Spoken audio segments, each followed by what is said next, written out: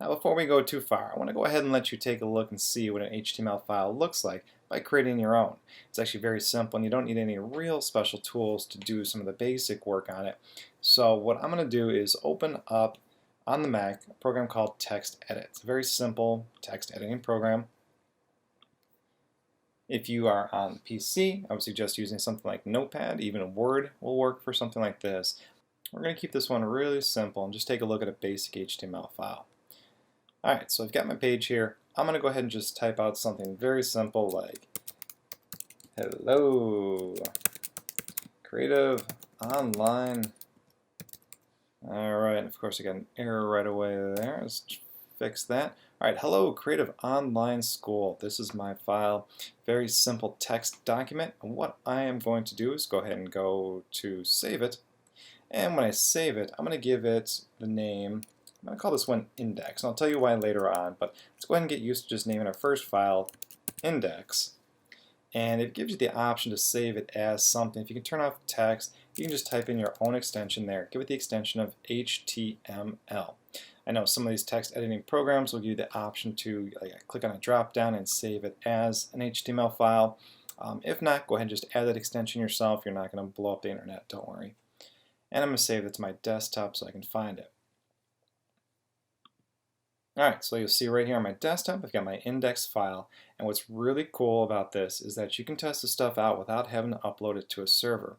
So I'm going to go ahead and open up the browser here, and all I have to do is grab this index file and drag it over to a browser, and I can see the text that I wrote.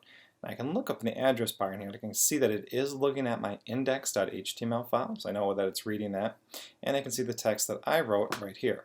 Now this is nothing that's going to win any prizes for creativity, but just want to show you what a basic HTML file looks like. Now, another thing that you're going to want to take a look at here is I'm going to move this over to the side. I'm going to keep this open. It's still referencing this index.html file.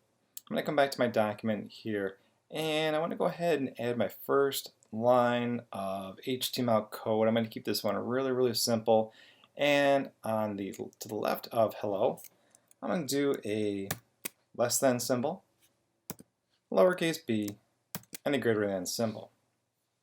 And I'm going to come over here and I'm going to add almost the same thing to the other end of the text here and do a less than, but this time I'm going to do a forward slash lowercase b and the greater than symbol. Oops, looks like my b moved outside of that. There we go. Alright, so less than, forward slash, the letter B, greater than. So what I've done is added a B, or with a bold tag, to the beginning of this word here, and another one at the end. Now we're going to get more into these tags and what they mean later on, but again, this one just means to bold the text that's in there.